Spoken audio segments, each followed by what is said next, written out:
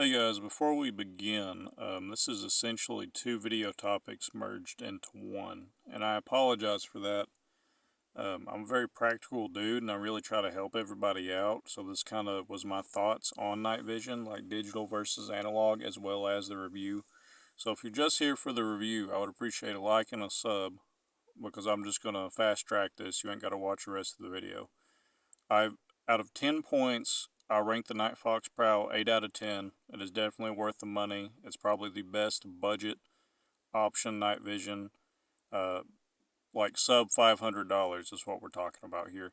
Yes, it's digital. I go over the pros and cons of that in the video. However, solid 8 out of 10. I deducted a point because to get it to run smooth, not only taking video, but to reduce the latency within the eyepiece, because it's digital, it's not like a see-through tube, essentially it's a camera. To reduce the latency, you have to go on the website, get a free update, drag and drop into the folder or SD card of the actual Prowl device, and then it runs super smooth. So deducted a point because of that. It has a lot of pros. It's decently durable. I wish it would have came with a better mount. The IR 0 mode is an absolute game changer with full moon. We discussed that. I discussed the roll in this video, and then I also deducted a point, or it's just kind of something to keep in mind. Okay, it is electronic. It's made by man, and it's got wires and power and batteries. It will fail on you eventually. This is good for airsoft, good for training, and I mean, I guess you could use it. My whole channel is about war, like Red Dawn, foreign invasion. That's what my channel is about. Prepared citizen-esque.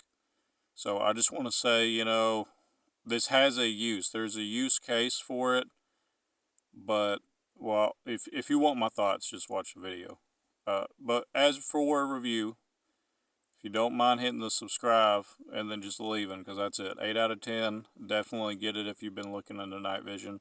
It is definitely the best budget option, at least from what I've seen. So, yeah. Bonjour, je m'appelle Opération pour. Je parle pour France. Bienvenue à la montagne. Bienvenue à la Appalache region. Alright, so today, guys, we will be reviewing the NightFox Prowl. I have it attached to this good old AliExpress helmet, because we are poor out here, with a $80 Wilcox mount, dovetail mount, because the mount costs more than the helmet. You know how it be. So this is a NightFox Prowl. This is essentially poor man's night vision, and we're going to go over it. We're going to go over everything, and then we're going to have a talk at the end. So you're in a tree branch, bouncing around right now. Hopefully you don't fall. I need to invest in a lightweight tripod to get out here in these hills. I really apologize for this camera shaking. This is terrible. It's really windy. My apologies. So I got notes on my phone. We're going to sit here and we're going to go through this, the specs and everything. Just stay tuned. So a quick overview. It is a digital night vision device. It is not analog. There is a difference, and we'll go over that difference throughout this video. Essentially, this sees IR light and IR emissions. Alright, this will have to work. So, IR light is invisible to the naked eye. However, other digital night vision and analog night vision devices can see it. Analog night vision works through increasing the available light, kind of amplifying that so you can see. So, like, there's a reason that military commanders will plan night operations around the moon cycle, especially with like a full moon and stuff, because that's when night vision works the best. Fun fact, if you get analog night vision, talking like military grade that doesn't have to use IR light to see, and you put it deep within a cave, or even a couple bends around the cave where there's no light whatsoever, without any IR light or human-made source of light, they still will not be able to see anything. because it doesn't make light for you to see. This does. It just amplifies what's already there. So just something to keep in mind. And we're going to go into, a lot of people don't think that digital devices have a place on the modern battlefield, but they actually do, and they're very niche. But you know I like to dig, you know I like to research on this channel, so we're gonna get into that. So we got that. It's IR, it's digital, not analog. Let's see what else we got here. Disclaimer real quick, there was a firmware update that makes this thing a lot more smooth. When they first came out, they were laggy a little bit, had some latency in it, but with the new firmware update, so if you decide to order this, go ahead and install that update. It's really easy. You download the zip file and extract it, and then you hook this to your computer. You just click it, drag it, and drop it into the folder of this device, and there you go. It'll automatically update.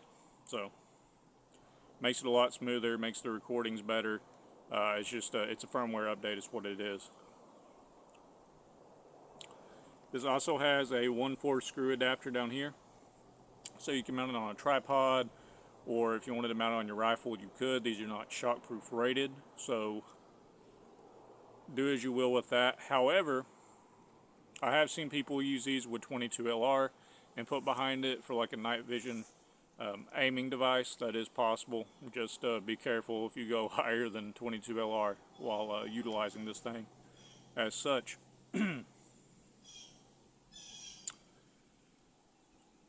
So like I said, tripod or helmet. It has recording capabilities, so this is a big step up from analog devices, more traditional analog devices. It is a pain in the rectum to actually record enemy movement. This is essentially a camera that sees at night. That's literally what digital night vision is to an extent. Now, like I said, there's pros and cons. There's pros and cons, but don't be sleeping on digital. You can easily get PID and record that PID in interactions, especially if you're gathering intelligence. Let's say you're a guerrilla force and you need to gather intelligence on an unsuspecting enemy. Well, this is a good way to do it.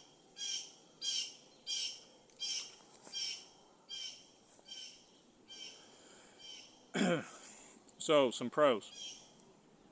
For this particular monocle right here, this particular night vision, digital night vision device, it has what they call an IR0 mode. So here's the camera, here's the IR emitter, here's the sensor, here's the IR emitter. It's one of these two. You'll see a faint red light when it's in IR mode, like 1 through I think it goes to 7. But IR0 mode, it's scanning for infrared light, and it's using the internals of the digital internals. It's using that to amplify and use the sensors inside the camera. Now that's fancy talk for you're essentially in IR mode, looking for IR signatures and light, but you're only using the internal infrared sensors, infrared lights inside the digital camera. That means it's pretty much analog night vision. Now hear me out, it's not as good, but on a full moon or close to full moon night when there's not a lot of clouds, you can 100% walk, which I can do that with my eyesight, but you can 100% walk with this thing without any emittance whatsoever and see farther and better than with your eyes. Honestly, even the night vision I use in the military on a full moon night, clear skies, this looks about the same, not exactly the same, but about the same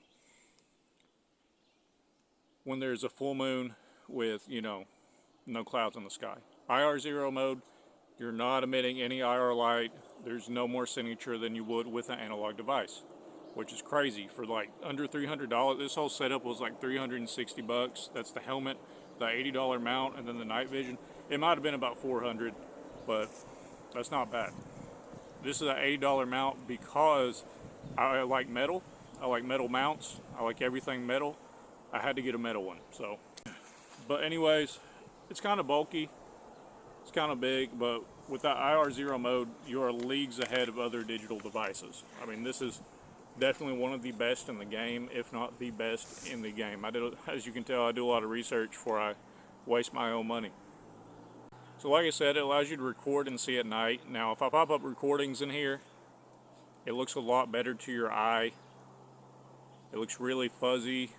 You know, when you blow it up to like a 1080p resolution, you know, you're messing with the aspect ratio. You got to keep in mind the camera in here is really small. It's trying to do a 1-to-1 with the average eyeball. And I think it does it really good on the monocle, but when you blow it up to throw it in video, it does look really fuzzy. So digital devices do allow you to have a superpower to see at night.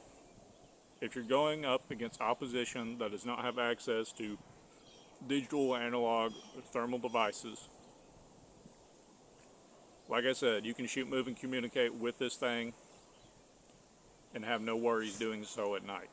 You can conduct real, like, you know, that special forces crap, you know, stuff you see in commercials. You can do operations like that with this for your airsoft community or, you know, your Red Dawn scenario. Do I recommend that? No, we'll get to that at the end though. But this, like I said, is probably one of the best digital options that is out there, especially sub $500. Now, to keep in mind, analog devices on the used market or build it yourself typically sit around 4 to 5K. That's the cheapest. If you wanted dual tubes, you're sitting at like $10,000 to $20,000. The upper end is pretty much how much I make tax-free in a year. So, you know, as an average common man, we can't afford that. That's a big reason I made this channel, is to show you stuff that the typical man might be able to save up and afford, and what we can use. Something a lot of people don't know is you can actually use digital devices in the daytime. And you would do that for like scanning caves, or if you want to scan a horizon in dusk or dawn time. Something that's really crazy is you can scan the tree line with the IR mode on, and anything IR reflective will shine back at you, even though they could look like me right now, like camoed up, but even have face paint and gloves and stuff on, and they could be in the tree line during reconnaissance or trying to get a good, you know, shot on you. A digital IR device, you can actually reflect that. So like this top, for instance, if they use the wrong kind of detergent, we seen that last week or the week before, we did a whole test on that. A lot of people that have really good camouflage patterns and they think, oh, this is it, under night vision glow like a glow stick. So like I said, dusk or dawn, when analog devices would be hurt, because analog devices in the daytime, it'll actually run that $20,000 piece of gear. If you leave it in the sunlight, like back there where that sun is right there, and you just leave it sitting there, or even like a couple, like 5 to 10 minutes of exposure in direct sunlight, will burn the tubes out because it amplifies what's already there. It'll burn the tubes out and it'll be useless. It'll be a paperweight. So that's just something to keep in mind, guys. It's just something to keep in mind right there. Like, for dusk and dawn, digital devices actually are better. I know that sounds crazy, are better than analog devices. And then we got a stereo and an explanation for that a little bit later. Just hang with me. All right, it's going to be more in depth as we go. So you can use them during the daytime, dusk and dawn. Some cons. So that's kind of the pros, basic overview of the pros. Some of the cons: IR0 mode is not a complete 1-to-1 compared to analog devices. However, like I said, it is close, and close enough to where, you know, if the moon's out, you can walk, you can see, you can scan without any IR emittance. When in any IR emittance mode, you will be visible to other IR devices and analog devices, both digital and analog. So essentially, to the naked eye, if you're real close, you might see a really faint, itty bitty red LED if you're like on a high mode, but if you're on like 1 or 2, you shouldn't be able to see that, especially from a distance. It's just an itty bitty faint red light. Now, to other digital devices, and I want to do a test actually later. This might be an overlay, or we might pause right here. But To other digital devices and analog devices, you're essentially going to have a spotlight on your face, and they're going to know something's up because they can't see it with their naked eye, but they can see it with the night vision. So you're probably going to get, you probably just got smoked, to be honest with you, but you know. So, yep. Also another con, it's an electrical device, so it's made by man, it will fail at some point, whether you keep it charged or not. This does take a Type-C charger, I didn't mention that, and you can put a micro SD card in there to get some really cool footage. I think they actually make these for airsoft, and a lot of people run them for airsoft. And it came with a protective cap and lens, and that's just for like airsoft BBs and stuff. This thing is pretty durable. Use case. These are some examples of use case. Now, I know I mentioned airsoft, but we talked about real world, Red Dawn, Foreign Invader crap on this channel. That's the whole shtick. So let's get into that real quick.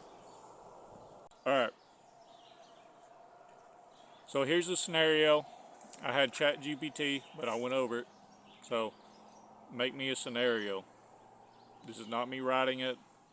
It's an AI system, but I agree with what it says, just for reference. I'm going to read it. It says a small militia unit is operating in the Appalachian backwoods. That's where we are now. They set up a hidden observation post, an OP, overlooking a valley road used by an occupying force for daily convoys. 2 team members rotate in the OP, operating observation post, maintaining watch for 24 hours a day. They each carry digital night vision binoculars, which is what this is, mounted behind their day optics. Like I said, you can do that. I don't know how shockproof. This one isn't shockproof rated, but people do it with 22s all the time. At dawn, just after a night of surveillance, so it's dawn, you don't need to have analog devices out at dawn, but it's still kind of hard to see with the naked eye, especially at long distance. With the IR0 mode, you're amplified. Keep that in mind. At dawn, just after a night of surveillance, the unit hears the low rumble of an approaching convoy. The sky is brightening, but the sun hasn't fully cleared the mountains. It's that in-between time when analog night vision would be at risk of permanent damage if used. Instead of swapping gear, the fighter simply keeps his digital night vision. He records the movement, he zooms in to get vehicle counts and markings, then sends the footage to their local network for others to prepare a roadside ambush 5 miles away. Now that is pretty much a perfect use case. I probably wouldn't have it mounted on the weapon like it said. I would probably just have it on the helmet or binos or something. This isn't just talking about the Prowl, this is digital night vision in general, what this is talking about. However, hopefully this is making sense. And he was able to record that, get that on the laptop or whatever he did. He got it on the SD card, and then he was able to upload it to the local network, which is possible, encrypted or not, either way. And even if he got shot, if they didn't take the SD card, it is there. So the friendly forces, if they did pick up this, and they ran the SD card and saw his last moments when he was recording, they'll know what kind of weapons, what kind of firepower the enemy has. They'll have all kinds of intel on what just happened and how it went down to better prepare for next time. So being able to record is a really big plus. Like I said, even 20 to 30K night vision analog devices, they don't have the ability to record, which is kind of crazy. He got how many vehicles they had. He could zoom in. You can zoom in on this up to 3 power. And he got the markings, how many vehicles there were, what kind of enemies they were, what they look like, and then he sent it into his local network and said, hey, this is what they look like. It's how many we are. We can take them, set up an ambush 5 miles down the road. That simple, 100%. So key points. If the team had been using analog night vision gear, they'd have to power it down to avoid light damage, switch to daytime optics, wasting valuable time, or risk missing critical early morning intel.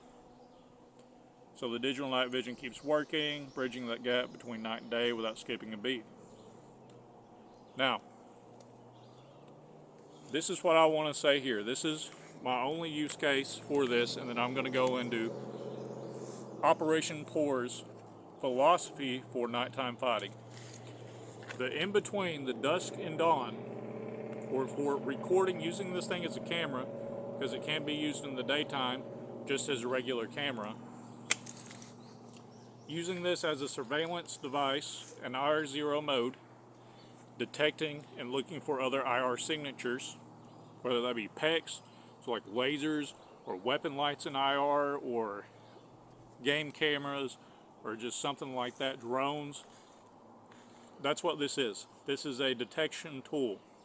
I would never recommend digital night vision for assaulting an objective, but being on standby in, like I said, that IR0 mode, which only the Prowl has, does give you a leg up and an advantage.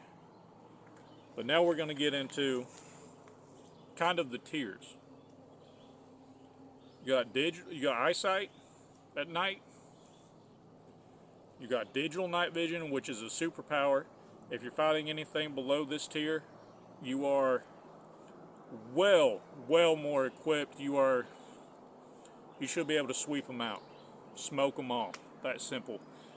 If you get a team with digital night vision going up against a team and it's like pitch black, and even if they have that little emitter on, it's no contest. The digital night vision is going to win every time, almost every time, 9 times out of 10. Because this really is a superpower, being able to see at night. Now, you take digital versus digital, they're on the same battlefield and they can't leave and they have to kill each other. It's whoever uses it to the smartest advantage. Using, hey, I'm going to set my helmet down and turn the emitter all the way up and point it that direction, and the first muzzle flash I see go towards that emitter, I'm just going to start mag dumping in that general direction. I mean, that could work, but then again, you're also chancing it there, so it's tactics at that point. Kind of the same thing with digital versus analog night vision, if the analog users are using PECs and IR lasers and stuff. However, analog has an advantage because it doesn't need the IR emitter. So I would not suggest running and gunning with digital equipment, because most other people, especially if you're watching this, you probably already have a NightFox Prowl, or you already have a digital night vision device. You can get them $30 off of Temu. They actually work pretty good. I got one. I will do a test with it. Some of the test footage that you've seen before on this channel, I don't know if I ever uploaded it or not, but if I did, that was actually off the $30 Temu camera that zoomed in to like 10 times. Crazy, right? But you could see 200 yards with that thing, and it does the same thing this thing does. And this is not my use case. This is my philosophy for night warfare, especially for the more poor people of this country or the working class. With thermal, which is top tier, if you don't have thermal, you don't need to be outside at night. You could get the best special forces raiders, the CIA, the Marine raiders, whatever, MARSOC of Vietnam without no night vision, or even analog night vision devices, Gen 1, Gen 2, whatever. And you could send them out to kill 2 people with AR-10s and thermal capability optics, and that 2v10 or 2v12, those 2 with the thermal optics are going to win 9 times out of 10. Thermal trumps tactics. I know people say you can cover yourself in mud. That doesn't work. People say boxes. That works for like 30 seconds, and then your heat generates in the box, and then it starts outputting through the outside. Nothing works. It sees through smoke. It sees through CS gas. Listen, do not be outside at night. Big tunnels. If you watch Rainbow Last Blood, literally those spider tunnels, Vietnam spider tunnels, that is your best bet of staying alive in warfare at night. Do not go outside. Have security pointed at the door of the tunnel all night, or go into a cave or a big cliff or rock face. You do not need to be outside at nighttime during especially a guerrilla conflict But in this day and age, really any war, you need to be in a dugout bunker somewhere with overhead cover, tunnels, caves, stuff like that. Look at, if you guys ever seen Civ Div, he actually fights in wars. When he was he was either in Turkey or Syria, but I mean he was out there, he was in it, and they had drones looking for them through the night. They had fighters looking for them through the night over there. And he said the only way that he made it out of that country, the only way that he made it was by staying in the tunnels. When you heard a plane coming or drone or something, or you seen it coming, you just went in the tunnels, and that worked for him. I think he was out there for like 6 months to a year doing that while they were hunting him. The tunnels work. I'm not saying go out and start digging now. That'd probably be good though. Have a couple like premeditated sites around your area. Just saying. But don't be out at night, even if you have analog night vision. If you're not rocking thermals, and I'm talking like 20 to 30K, you know, that's a little bit much. But like seriously, if you don't have a good thermal scope or monocular or binos, do not be outside. You will get smoked, you will get killed. That's my philosophy. I know this was a review, it kind of turned into a rant, but if you don't listen to me, you will get killed. Everything I say on this channel, I do so the good people don't die. I'm not going to sit here and tell you to do something just for views or for money or for a subscriber count. I do it because I care. Do not go outside if it ever kicked off, especially if you're in a guerrilla cause. You will get lit the fuck up.